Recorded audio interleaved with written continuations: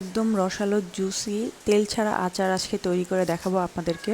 অল্প মশলা দিয়ে এই কাঁচা আমের আচারটা তৈরি করতে পারবেন। রোদে দেওয়ার ঝামেলা ছাড়াই আপনারা 1 বছর সংরক্ষণ করতে পারবেন এই আচারটি। হ্যালো এভরিওয়ান, আসসালামু আলাইকুম, welcome to my new video. আচারটি বানানোর জন্য আমি প্রথমে এখানে আম নিয়েছি, আমগুলোকে ছিলে নিচ্ছি। এভাবে ছিলে নেওয়ার পরে ভালো করে ধুয়ে নিয়েছি। এখন আমগুলোকে এরকম ফালি ফালি করে কাট করে নিচ্ছি। এরপর আমি আমকে এরকম চিকন চিকন করে কেটে নিয়েছি নাইফের সাহায্যে। সবগুলো আম কাটা হয়ে গেলে আমি আবার ধুয়ে নিয়েছি। এখন এই আমগুলোর মধ্যে আমি 1 কাপ চিনি দিয়ে দিব। আপনারা মিষ্টি কম বা বেশি দিতে পারেন, এটা আপনাদের ইচ্ছা। এরপর আমি দিয়ে দিব একটু লবণ আর 3 টেবিল চামচের মতো ভিনেগার। এখন আমি আমগুলোকে ঝাঁকিয়ে বা মিক্সড করে রেখে দিব এই অবস্থাতে, যতক্ষণ না পর্যন্ত চিনিটা গলে আসতেছে। অলরেডি চিনিটা গলে গেছে এরই মধ্যে আমি আচারের সাথে দেওয়ার জন্য একটা মশলা তৈরি করব।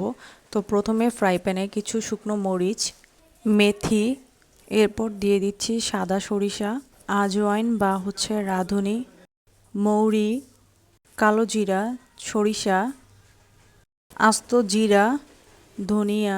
এখন আমি সবগুলোকে মিক্সড করে টেলে নিব কিছুক্ষণের জন্য। টেলে নেওয়া হয়ে গেলে আমি এটাকে ব্লেন্ড করতে দিয়ে দিব। আধো ভাঙা করে আমি ব্লেন্ড করব, যাতে করে মশলাটা উপর দিয়ে বোঝা যায়। এই তো ঠিক এরকম করে আমি ব্লেন্ড করব। আমগুলোকে ঢেলে নিচ্ছি যে পাত্রে আমি আচারটা বানাবো। আমি এখানে এক্সট্রা কোনো পানি দিব না। যেই শিরাটা তৈরি হয়েছে চিনি থেকে, আমি ওই শিরা দিয়ে এই আমের আচারটা তৈরি করব। চুলাকে হাই ফ্লেমে দিয়ে আমি এটাকে জাল করে নিচ্ছি। যে চিনিগুলো গলেনি সেই চিনিগুলো এখন গলে যাবে। প্রথমে আমগুলো একটু নরম থাকবে, এজন্য আলতো হাতে এগুলোকে নাড়াচাড়া করতে হবে। অলরেডি আমার আমের কালারটা পরিবর্তন হচ্ছে।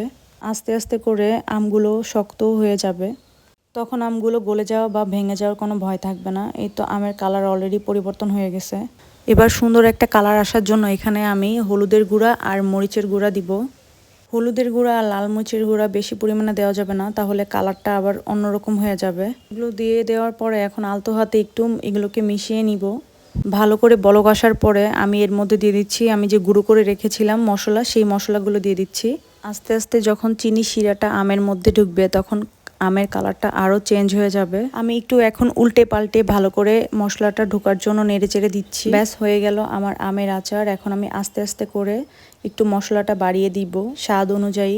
কেমন হয়েছে কমেন্ট করে অবশ্যই জানাবেন। তো আজকের মতো ভিডিও এখানেই শেষ করছি। সবাই ভালো থাকবেন, সুস্থ থাকবেন। আল্লাহ হাফেজ।